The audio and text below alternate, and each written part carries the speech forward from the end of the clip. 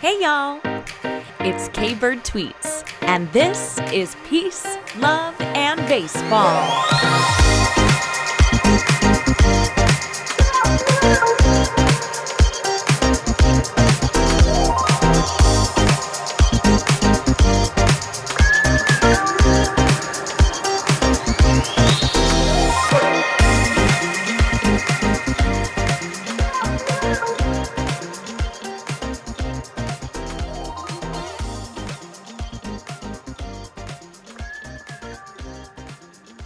Welcome to this week's episode of Peace, Love, and Baseball. I am your host, K-Bird Tweets, and I have returned from my East Coast adventure. I'm taking a few days here in Chicago before I make the pilgrimage down to Busch Stadium for the Cardinals home opener later this week. And whew, you guys, I'm exhausted. I'm exhausted already. Excited, but exhausted. And my favorite team's play so far in this very, very young season is not particularly helping. But you can find me on Twitter at KBirdTweets. That's KBURD tweets. I'm on Instagram at peace.love.baseball. And on Facebook, the Facebook page is called Peace, Love, and Baseball. If you're watching on YouTube, make sure that you subscribe below here on the K-Bird Tweets YouTube channel, or on your favorite podcast platform, wherever you are listening. Just hit that subscribe button so you don't miss your weekly episodes. Couple announcements before we get into the topic of the day. The merch store is rocking and rolling, y'all. I have my phone case here to show you. If you're on the YouTubes, you can see I've got my Peace, Love, and Baseball phone case. Super cute. One of our new logos there. This turned out really well. It's a really nice quality phone case. Would highly recommend. And I've got my Tommy Edman swag, our first Tommy Edman design to show off to you today. I'm wearing it on the YouTube channel. And of course, I have linked the merch store in the show notes for you. So go check it out. This is like, it turned out really well. Sometimes, you don't know how it's going to look on a shirt and it looks different like on. I'm modeling it for you. I'm a real person. I'm wearing it. It's super soft and comfy. I'll write in the show notes because on the merch store site, there's like 10 different shirts you can pick from, just even like t-shirt wise. So I'll write in there which one specifically this is because, again, I haven't tried the other ones yet. I'll keep you updated, but this is super soft, good quality. The screen printing is like very high quality for that kind of a thing. So I'm quite pleased, and I think you will be too. Plus, Tommy Edman needs our support as he works his way back to health for this season. Don't you think? Our first Peace, Love, and Baseball STL season scrapbook live episode is happening this upcoming Sunday, April 7th. I think we're going to do it at 7 p.m. Central. So set that reminder. I'll post about it. And yeah, we'll go live. We'll have a live chat going on, do a recap of the first season or the first week of the season as we get some more games under our belt here, and just kind of establish that as our weekly St. Louis Cardinals specific content, because clearly I'm here for it, and I know a lot of you are too. So please join me over there on Sunday night, April 7th. And then, of course, that will be available in the podcast feed, in your podcast feed the next morning on Monday. So it's been a while since I've done a real solo episode, but that's what you get this week. There's so much going on as the baseball season gets underway, and in the midst of all of the other things that we're always working through in everyday life, that today's topic of conversation, as always, is going to play into it all. So today I want to talk about gut instinct, trusting your gut. When you know, intuition, just ultimately having that level of confidence in who you are and what you want, to trust yourself to know when something is right or wrong, or when it's just best for you in any given situation. Decision making, there's a lot of different decisions at a lot of different points in life where we have to make different kinds of decisions. It applies to all sorts of things, from like huge decisions, like making a big move or taking a different job, choosing whether or not to be in a relationship of any kind, having children, taking a financial risk of any kind. Like these are some pretty big things that you want to be able to trust your gut on, right? to also like seemingly not so serious things like, which restaurant to have dinner at or how your favorite sports team might perform on any given day. Like sometimes you're just like, they just don't have it. Like I just feel it. They're going to lose that game. Am I right, Cardinals fans? If we had that feeling, you know what I'm talking about. You just have that instinct. You can't quite pinpoint what it is about it, but you have the feeling. So we're going to work through all of that today in This Week in Peace, Love, and Baseball. And then we'll wrap it up with some season predictions because I don't really like predictions. I am not afraid to be wrong. I have absolutely no problem being wrong. Like I'll be the first to tell you that I'm wrong. I just think it's stupid to like call people out for being wrong because we're all wrong. And predictions should just be made in good fun. And yeah, when they're right, it's really cool to be like, see, called it. But otherwise, like, whatever. We are all making predictions over the course of how it's going to play out over 162 games. And I'm sorry, no matter how deep into analytics or anything you can be, or, how strong you think your gut instinct is, like crazy things happen in this game of baseball. So on that end, I think it's kind of silly and I don't really love it, but that's the thing to do. Right. And especially if you are a host of a baseball podcast, we are going to test my instincts and we'll see how it plays out over 162. Now, personally, I have always felt like I'm a very confident decision maker. When I have to make a choice, I usually have a very clear idea of what is right. And I feel like I have good instincts, whether it's for, one of these bigger decisions that we're going to talk through, or it's just something like, what do you want for dinner? Or, where do you want to go eat? If I have a feeling towards it, like I don't have trouble making a decision. And if I don't have a feeling towards it, I like generally do not care. It's one way or another. I'm a pretty decisive person and I feel like very in touch with what I want and what is right. Like my instincts are strong. I like to think. It has served me well, at least in so many avenues of life.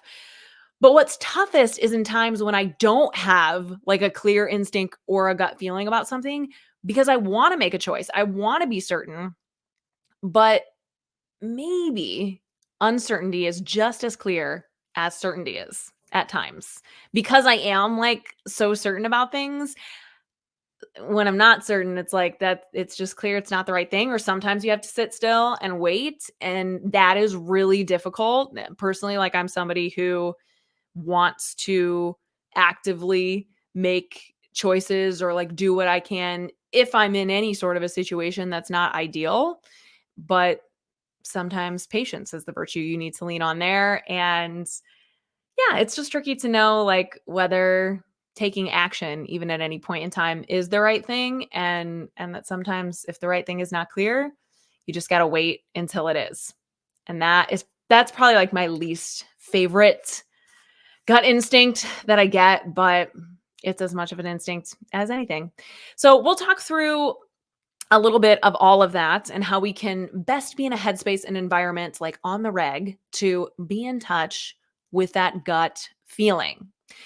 So this week in Peace, Love, and Baseball, we're going to hit on your gut instincts and talk through how that instinct, that gut feeling plays in to peace, love, and of course, baseball, because it's very real in our sport and really in all aspects of life. So let's start with peace. Under our peace umbrella today, the things that you might find leaning on your gut instinct for are things like where you're going to live, finding a home, right? And this is very timely for me because me and my husband are currently working through potentially buying our first home, potentially moving to not only a different area, but a different state. There's a lot to think through there. And we're still renting, obviously. So we've lived in a few different rentals over our years together. And even before we were together, we found really fortunate situations. Like I feel like I've been very lucky. Like the place that I was in when we met and he moved in with me, the apartment that we moved to after that was like a clear upgrade, like, stepping stones, and now we're in a house. And it's just a super lovely situation. And all of those things happened because we kind of relied on instincts and specific opportunities that we kind of made happen, and we took the action that we needed to, but ultimately, like, so many things fell into place to make those things happen. Because the apartment that I was in when we first met, I actually subletted from someone who was renting from the owner of a unit in which, like, everybody else owned in the building. I paid, like, way less for it because the owner of the unit had owned it for so long and, like, was just using it as passive income for for like 40 plus years at this point. But it was an amazing situation. And the same thing kind of happened when we moved into our next apartment. It was something when we saw it that we were like, can we really afford this? It's so much bigger and better. And it has a jacuzzi tub and all these great things. The fireplace, it was on like the most ideal place ever.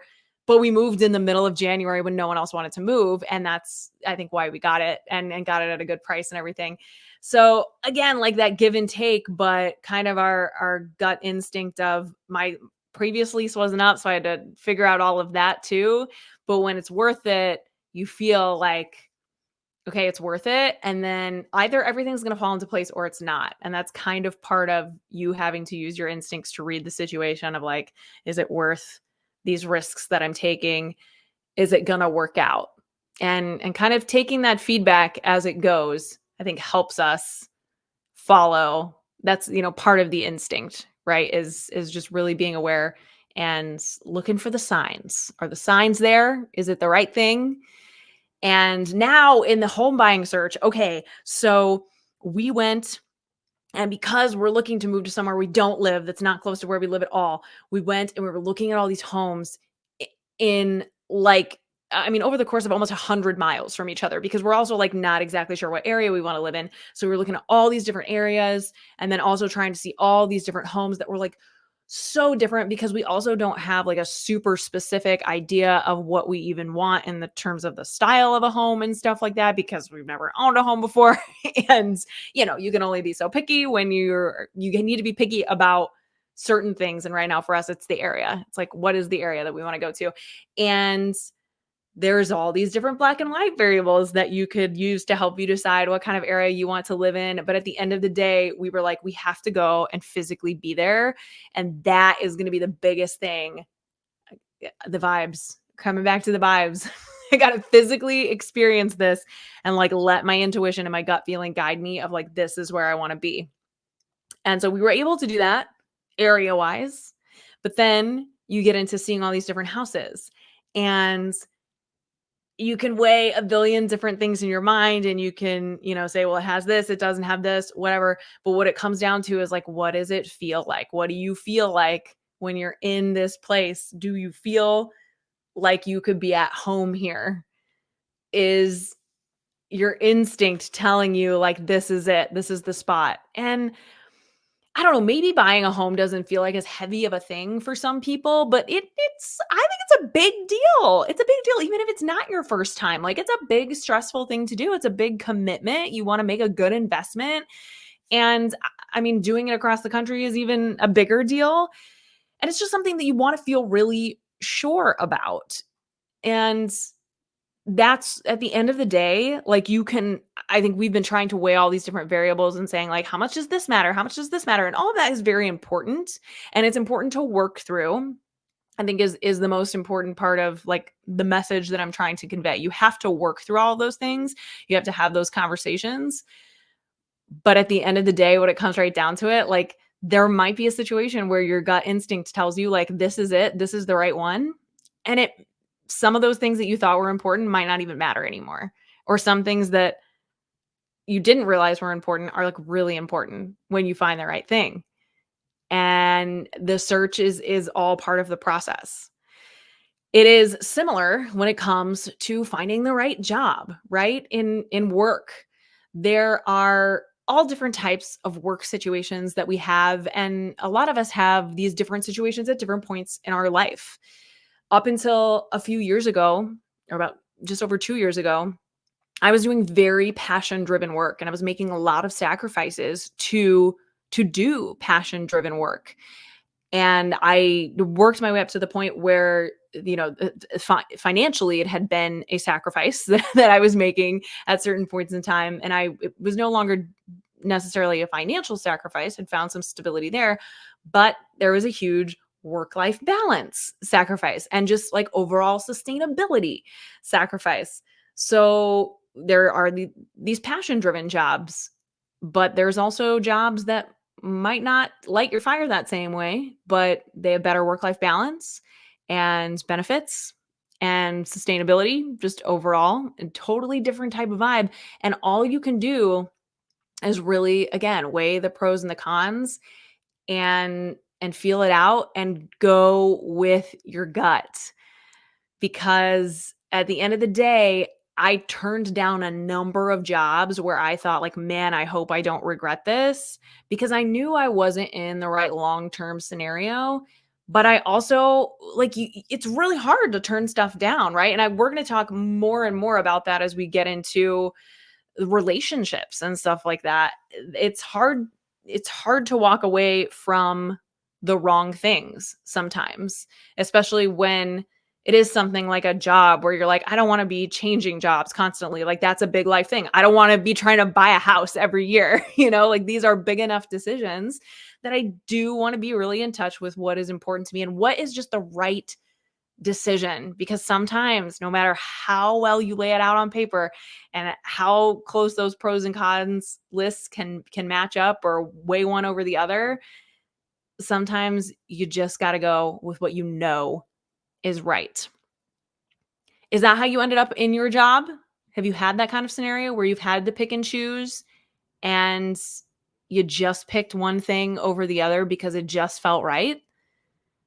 Am I the only one who like decides things based on this? I don't know.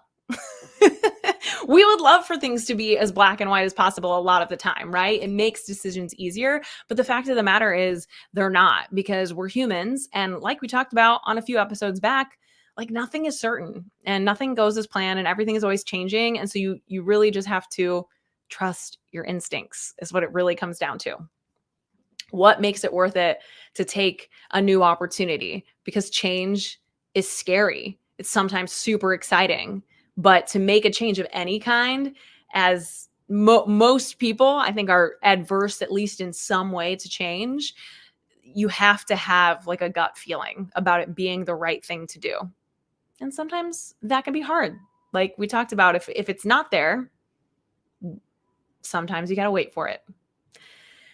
This week in Peace, Love, and Baseball, let's hit our love category and talk about gut instinct when it comes to relationships. So with a romantic partner, I feel like we hear all the time, when you know, you know. And I don't know about you, but before I knew, when I knew, I hated when people would say that. It annoyed the hell out of me because I was just like, are you sure? Like, that's not even a real thing. I don't know. Actually, I totally believed it was a real thing always, because I've always been a hopeless romantic. And I think holding on to that is important, because what you put out is ultimately what will come around to you. I do believe that. But if you have not yet experienced that, it's a really annoying thing to hear. So I'm with you, my single friends, if you hear that and it drives you nuts. I totally get it. And I don't like saying that to people other than, my mom. Now I can be like, yeah, okay, when you know, you know. But anyway, I won't preach that to you other than it's true. Because all I can reflect on when I met my husband, and I've told this story before, probably like a year or so ago at this point on the podcast. So if you haven't heard that episode of where I told how I met my husband, it was super fateful. But the thing that I come back to over and over again is how like neither one of us questioned it in the slightest. And there were all these like really pretty significant obstacles. We're talking about like moving to a completely different state and area, like all of that stuff happened around us meeting because we did not live in the same place when we met. And it just like it was like a no-brainer. Like I there was no like big, long, serious conversations about it. It was just like, this is what's happening because this is what's supposed to happen. And that is one of the most perfect examples of gut instinct in my whole life, because I do remember thinking to myself, like, do I even remember what this guy looks like? Like, I have spent like mere hours with him, but I'm like, I just know, like, he's gonna move in with me and he's going to my brother's wedding with me. And I was like, this is just happening. Like, I don't have any reservations. Should I? Fortunately, no. My my instinct was correct.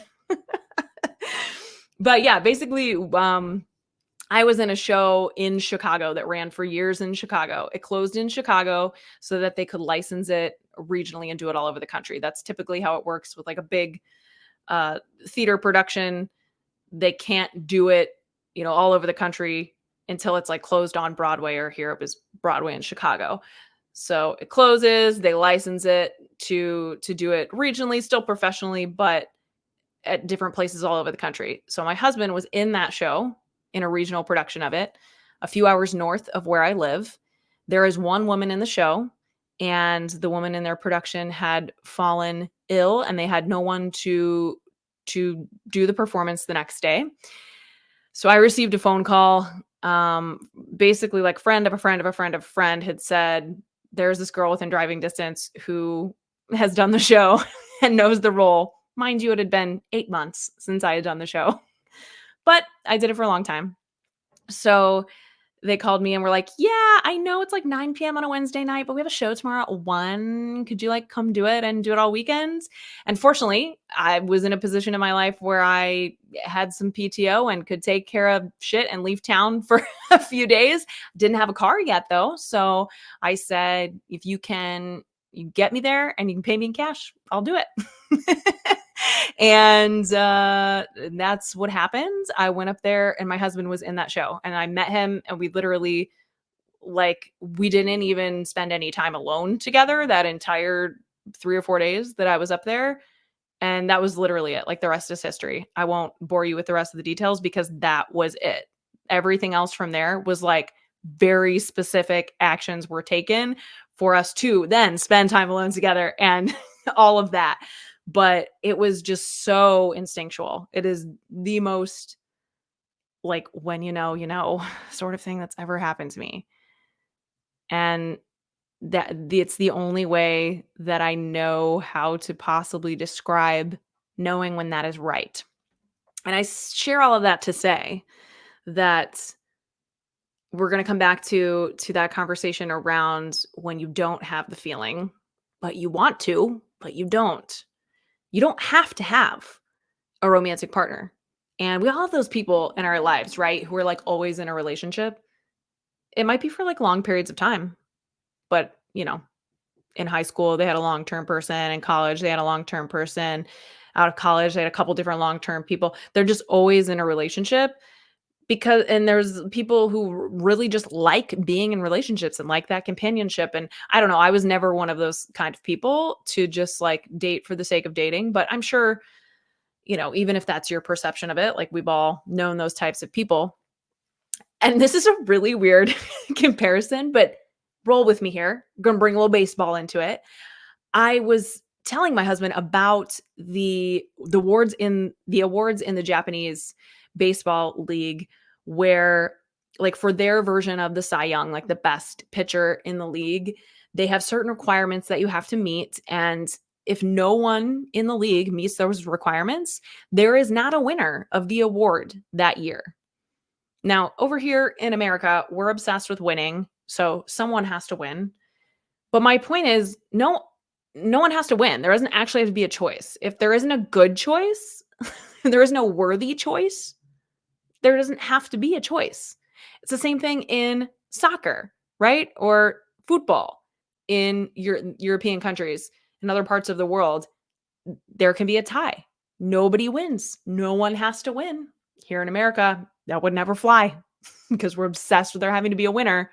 We're obsessed with there having to be a choice. But this choice specifically of you and your relationships, whether it's romantic or otherwise, is completely up to you. And you don't have to choose if the right choice is not available to you. So I think that's equally important to remember.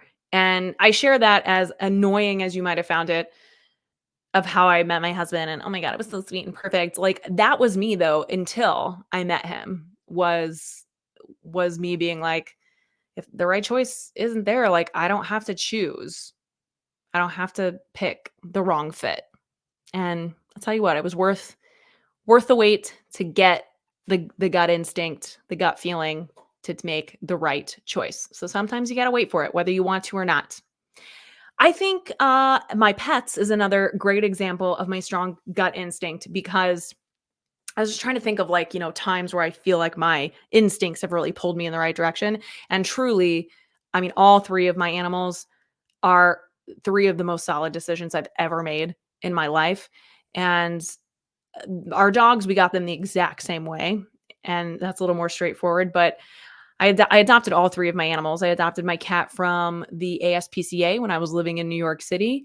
And we went and we held different cats and we met different cats. And again, like, on pure cat motherly instinct, I held my little orange guy in my arms and I just knew he was mine. And so I actually picked him out, like, in person. I, like, met him and felt it in person. With my dogs, we got them through a great rescue organization here in the Chicago area called Right Way Rescue. And they have pictures of, I mean, probably 100, maybe more at any given time, because they work with all of these shelters, mostly from the South, and they bring the dogs up here they have a huge medical facility in Southern Illinois for them to get care, and then bring a lot of them up north to get adopted, because there's just a better chance of that for them here. And more people in the city area. And so our dogs, all we saw when we picked them out was one or two pictures. I think there was one picture of Louise and there was maybe two of June. And so we saw the pictures of them and we're like, yep, that's my dog. We reserved, made a reservation to go meet them and brought them home. And they are, I mean, their personalities. I guess I should start. We got June first. And I think we had tried to get maybe 3 or 4 other dogs before we actually got her, but because they're so damn cute, people call and reserve them pretty quickly. It's kinda like putting a bid in for a house. You gotta see if you can get it, and we didn't get the other dogs. And I couldn't be more happy that we didn't, because June was just the most ideal first dog ever. Like, we were, in our mid-20s when we got her, mid mid to late. And we still lived in an apartment. We were on the first floor, but, like, she was so easy to potty train. She could stay alone, no problem, all day by herself. She didn't bark at all. Like, just the most ideal situation. And her personality is so loving and perfect for us, and just it just really felt right. I don't know how it happened. And then my husband thought I was insane because I wanted to get a second dog, which, like, in retrospect, I'm like, yeah, I don't know why I thought that was a good idea. Because again, still living in an apartment. We were both working full time outside of the home. And June was 2. And I was like, it's time for another one. I've always had 2 dogs growing up. We're supposed to have 2 dogs. And so again, I think there was 1 or 2 dogs that got reserved before we could get them. And so I picked Louise and she was available.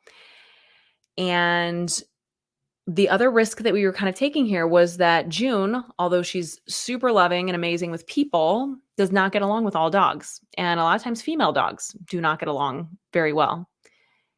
And we thought that was, one of the reasons that I'm sure my husband thought I was crazy. Like, maybe this isn't going to work out. But somehow my instincts, I can trust them, because June and Louise are like the perfect pair, have the most amazing dynamic. They're best friends. And if anything, Louise has, like, softened June and made her an even better dog somehow. And June is like the dog that loves to play ball and is very focused and task oriented. And Louise is like the dog that just loves to snuggle up next to you and is like a straight companion dog. Like, they have the perfect opposing personalities that make them so good for each other and also for us. And it was all off of, again, just that gut feeling that, like, that's my dog. And then things happening also in the universe of, oh, I thought that was my dog. It's not. Totally fine. Got to roll with it. Got to keep trusting the next instinct. That another, I think, part of that instinct and like confidence in decision making is knowing, and I kind of talked about this in terms of like getting the apartment, getting the house, all of that stuff, that if you don't get it, it wasn't the right thing. And feeling confident enough to make those decisions, it goes hand in hand with also feeling confident enough to let things that don't work out not work out. Like there's a reason for it, and I'm gonna get that feeling again of like the right thing will come, but you've got to keep trusting it. Same thing when you're picking your family and friends, right? Who helps you feel most like yourself and allows you to be true to yourself? I talked about this in an episode a while back when we talked about like being true to yourself, right? And how I had read a book, Jeanette McCurdy's biography or autobiography, where she talked about how much of her personality and like who she became was developed in her childhood in a parental situation where she was trying to be someone she wasn't to please her parents. And I have been so fortunate that like I've just always been in situations with my family and friends. I've been surrounded by people who really empower me to be myself and to make the decisions that are right for me and trust me to make those decisions for myself. And all I can say is, yeah, try to be choiceful. Look around. If you are surrounding yourself with people who allow you to just feel most like yourself, because that's what's going to keep you in a headspace where you can really trust your gut and be in tune with your intuition. All right, Kelsey, how does this all play into baseball? Because it does. It is the constant struggle between analytics and the human element. The kind of gut instinct that the manager might get, or I don't know, a team owner, a president, whatever decisions they're making. Again, it's all black and white. If it was all that black and white, it'd be a hell of a lot easier. It'd also be a hell of a lot less exciting. So everything from building a roster that like you can make sense of on paper, but it just does not have the vibe of a winning team. Like, what is it that's off? I'm going to use the Cardinals as an example because that's something that personally I can relate to, and I know a lot of our listeners can too. I look at last season and I still, for the life of me, I know it's really easy to say it was the pitching, but it's still really tough to see just what what went so wrong. And maybe those analytics, I hesitate to say it because I know there's a lot of people that think the opposite, but like when we're trying to make things a little too black and white, one way or another, like there is a way, and they've done it again this season, that front office on paper, and you've read the articles, they're out there, where on paper they have said, this will work. This is how this plays out. But there is something that tells me in my soul, in this intuition space that I've been talking about, that it ain't it. And I knew it almost at this point last season, couple weeks into the season, definitely by a couple weeks into the season, it ain't it.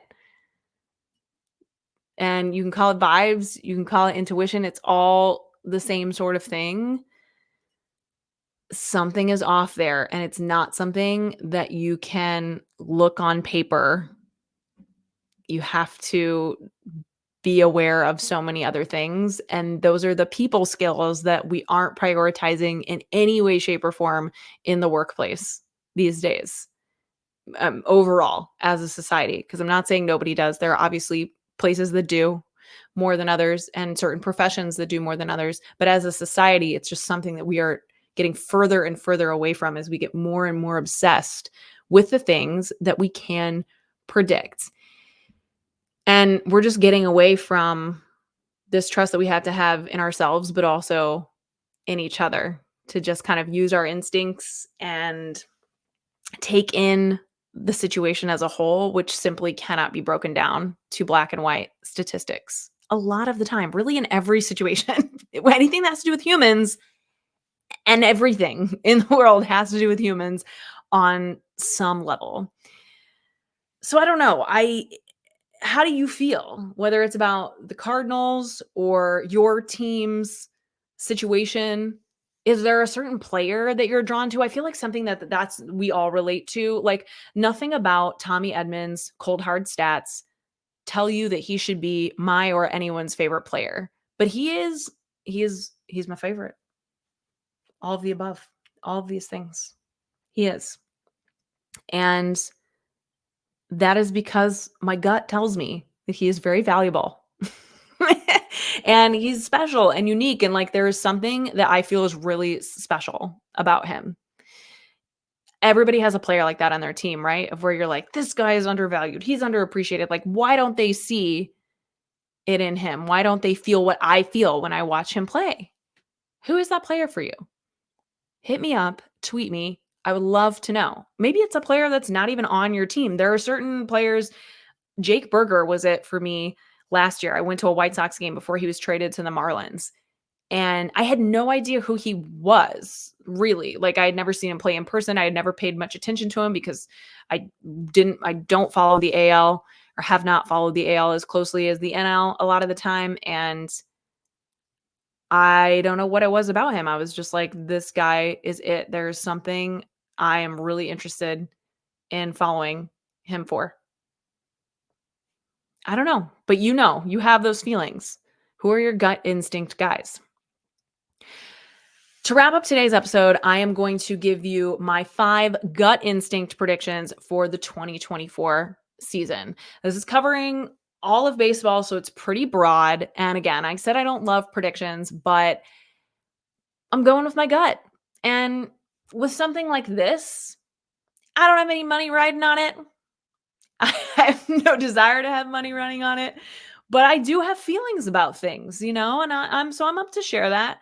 And I'm also totally fine if it's wrong, but I'm going to go with my gut. I'm going to give you my 5 predictions, and what we will definitely do is circle back at the end of the season, revisit, and see how strong my 2024 Major League Baseball instincts were. Okay, so the first one is that I firmly feel in my soul, and this is nothing against Yankees fans. Please don't come for me. I do not believe that the Yankees are a playoff team.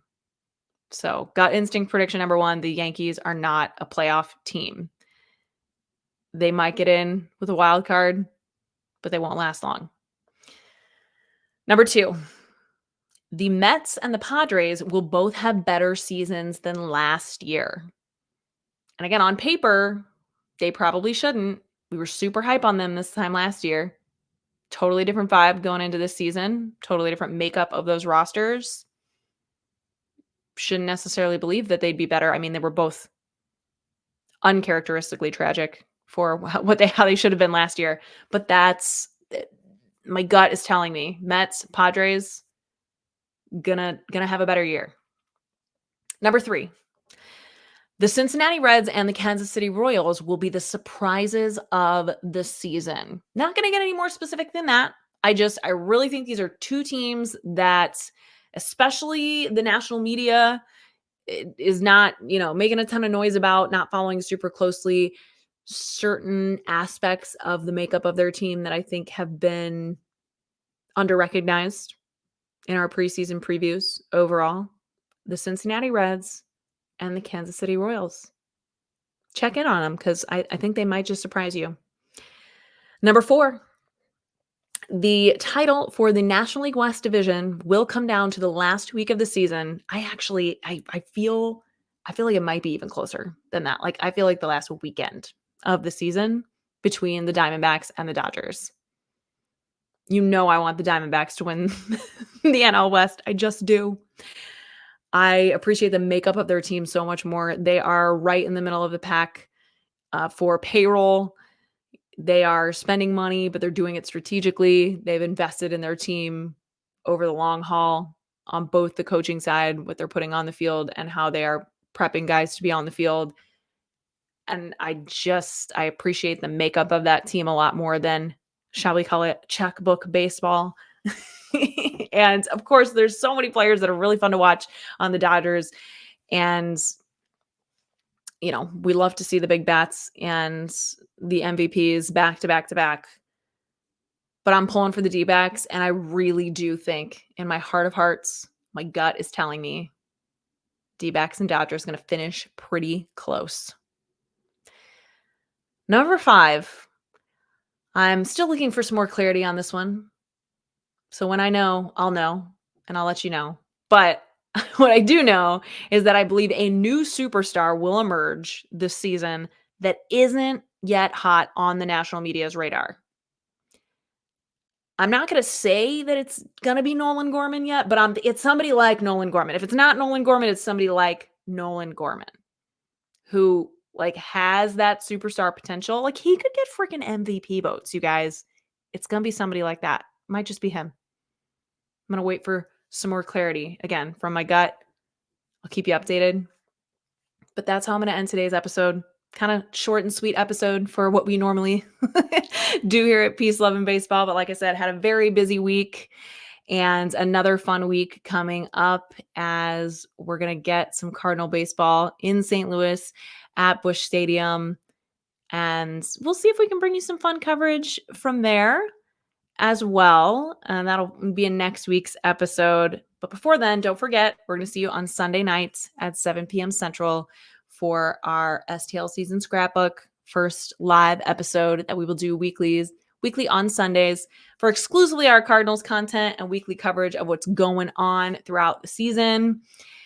Again, make sure that you're subscribed if you're watching here on YouTube, or if you are listening on your favorite podcast platform. Rating, reviewing, telling a friend is all super appreciated and helpful. And more than anything, I just appreciate you being here and sharing all the peace, love, and baseball.